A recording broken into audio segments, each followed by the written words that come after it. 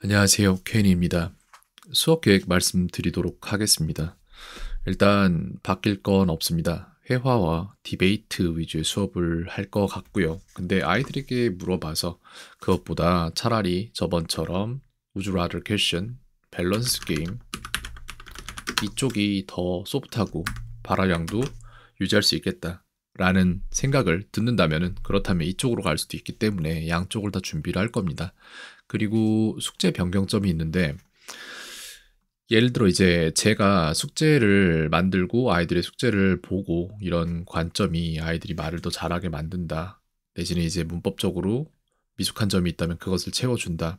내지는 이제 시험 관련해서 해줘야 될 게 있다면 그 부분도 잡아준다. 이런 모든 것들을 담고 있는데요. 근데 지금 사실 레일라가 외고에 입학을 하면서 저는 일본어 쪽으로 갈 거라고는 생각을 못 했습니다. 그래서 초반에 했던 생각은 뭐냐면은 그렇다면은 영어로 끝장을 보자라고 한다면은 동시통역이지 않겠는가? 그렇기 때문에 동시통역을 어떻게 가르치지라는 훈련 과정을 준비를 잠깐 했었는데 나중에 얘기를 들어보니까 일본어 쪽이라고 얘기를 들어서 그쪽까진 필요 없겠다라는 얘기를 하게 된 거죠.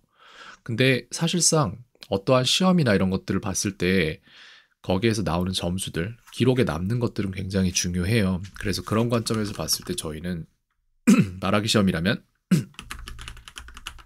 토익 스피킹과 토플 같은 거를 생각해 볼 수 있습니다. 그리고 토익 스피킹과 토플에서 점수를 잘 받는 것들은 토플은 약간 살짝 다를 수 있지만 토익 스피킹 같은 경우에는 주어진 말들에서 얼마나 답을 잘 뽑아내는가에 의해서 웬만큼의 점수가 잘 나오고요. 그냥 뭐 그림 설명이 됐든 뭐 상황 설명이 됐든 아니면 그냥 뭐 표를 보고 뭐 대화문을 듣고 거기에 대해서 얘기를 해주든 뭐 이런 식의 일이 있는데 토플 같은 경우에는 평가 기준이 살짝 재밌어요. 그러니까 about을 쓰면은 뭐뭐에 대해서잖아요. 근데 뭐 when it comes to를 쓰면은 뭐뭐에 대해서거든요. 똑같이 뭐 in reference to를 쓰던지 아니면 뭐 그런 것들 있잖아요.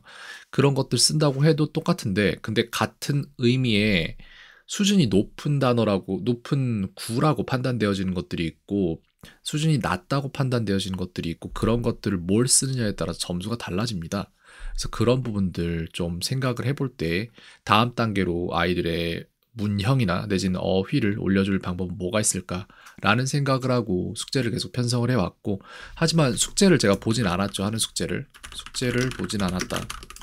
왜냐면은 학생들이 하는 숙제가 워낙에 지금 잘 짜여져 있고 아이들이 잘 그걸 따라오고 있고 거기에 따라 뭐 꼼수를 쓰거나 이런 것도 없어요. 너무 정직하게 잘하고 있기 때문에 그런 것들을 제가 볼 시간에 숙제를 추가해 주는 게 낫다라는 판단이 들었기 때문에 안 봤던 건데 이걸 약간 생각을 달리 해야 될 것 같습니다. 왜냐하면 학생들이 지금 공부하는 것들 저도 만들고 제가 스스로도 매일매일 하고 있어요. 모두 다는 아직 못했지만 한 80, 한 5%, 그러니까 한 25% 정도는 이미 쳐낸 상태고 한 몇 주 후면은 100%를 다 쳐낼 수 있을 거라고 저는 생각을 합니다. 근데 그 부분에서 그럼 내가 추가해둔 새로운 어휘들과 문형들을 바로 뽑아 쓸 수 있는가? 여기로 접근을 해야 돼요. 근데 이게 안 돼요. 코칭이 없으면 이게 잘 안 됩니다. 저도 마찬가지로 제가 뭐 새로는 아니지만 이제 전에 하려고 했다가 안 했고 해야겠다라고 판단이 되는 이런 문형들 쓸 수 있어? 라고 생각하면 저는 in response to는 쓸 것 같아요. in response to는 쓸 것 같은데 근데 문제는 뭐냐면은 그 모든 것들을 다 쓸 수 있게 되느냐? 한 100개를 배웠다면 100개 중에 몇 개나 쓸 수 있는가라고 하면 이게 아니다란 말이에요. 그래서 이걸 사용할 상황을 배치하고 일을 잘 하는지 못하는지에 대한 코칭이 필요하다. 이게 필요해요. 그래서 사용할 만한 상황, 그러니까 일단 지식적으로 알아야 되고 1. 지식적으로 안다. 2. 사용할 상황이 생긴다. 3. 코칭 받는다. 4. 반복. 이게 필요한 거예요.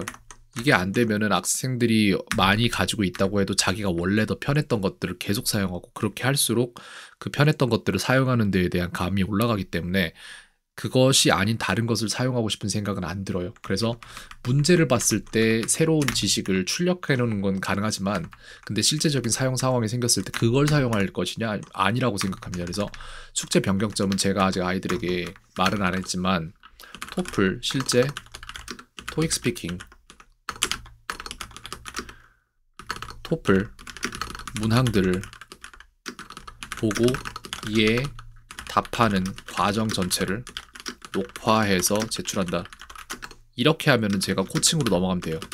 그렇게 해서 하루에 한 문제 정도씩 내지는 뭐 이틀에 하나 정도 해서 그것들을 코칭하면서 실제적으로 이 학생이 이 말 대신에 이런 말을 했으면 훨씬 더 점수가 높았을 것이다 라고 판단되는 부분들을 코칭을 해줄 수 있을 것 같습니다. 그게 맞는 것 같아요. 지금 그래서 다음에 만약에 이 시험을 봤을 때 1회 시험을 보면은 그럼 그때 느낄 거예요. 아쉽네. 사용할 상황이 진짜 생기고 아쉬움이 생기는 거거든요. 스스로 코칭되는 거거든요. 그러면은 그때는 이거를 계속해서 스스로 만들어 가려고 하겠지만 그 전까지는 그게 안 될 겁니다. 아이들이기도 하고요. 그래서 그런 부분들을 미리 끌어올 수 있는 방향이 이쪽인데 요거를 지금 계획 중에 있어요. 그래서 오늘 아마 수업에서도 한번 얘기를 해볼 것 같습니다.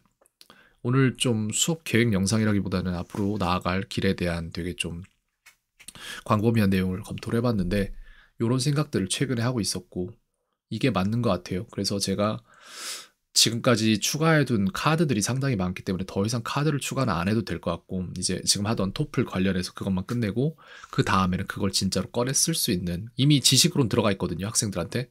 그리고 그걸 꺼내 쓸 수 있는 그런 숙제를 편성해서 얼마나 잘 꺼내 쓰는지를 봐주는 게 맞는 것 같습니다. 오늘 여기까지 말씀을 드리겠습니다. 켄이었습니다. 오늘 하루도 평온하세요.